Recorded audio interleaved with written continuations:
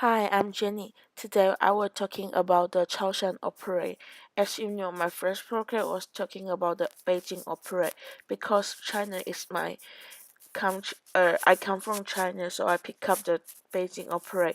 And in my second podcast, I pick up the chaoshan opera because I'm the people from Chaoshan.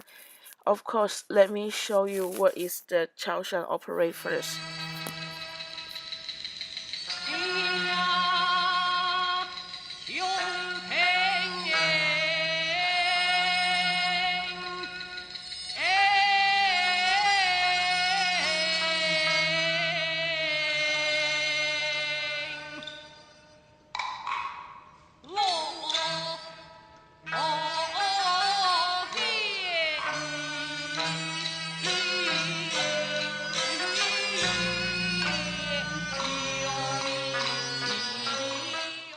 First of all, let me show you where is Chaoshan is. Here is the whole map of China, and the yellow part is the Chaoshan. Chaoshan is in the east of Guangdong province and is in the south part of China. There are nearly 40 million people live in the area. The language they use is not Mandarin or Cantonese. The special language they use is called Chaoshan dialect. It is the part of the Minnan language family. What is Chaoshan people? Chaoshan people is Chinese people native of Chaoshan regions who speak the Chaoshan dialect. Today, most Chaozhou people they don't live in Chaoshan. Instead, they live outside of China in South Southeast Asia, especially in Singapore, Thailand, Vietnam, Indonesia. So maybe you ask some Indonesian people where they come from. They may tell you that original they come from China, Chaoshan especially. Because my first podcast was focused on the Beijing opera, you may think both of them are Chinese opera, so what's the difference between these two? First of all, the language they use is totally different.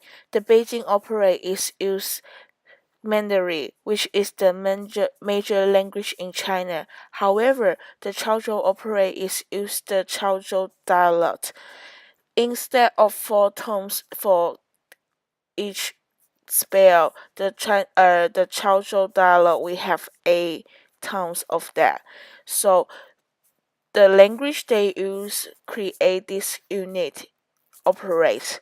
Also, the actually the Beijing opera just 200 years old, and the Chaozhou opera was much older than that. It is from the Song Dynasty. The instrument used in the Chaozhou opera is kind of similar like the Beijing opera. It's uh, it have two major parts. One is Indian phone and one is crop phone. And the Chaozhou opera have more instruments than the Beijing opera.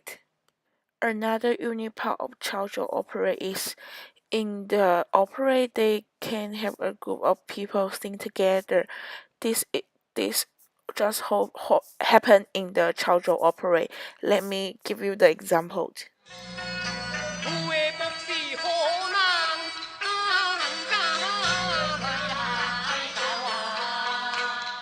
Listen carefully. At the end of the sentence, they have a group of people sing together, and this is the unique part of the Chaoshan operate.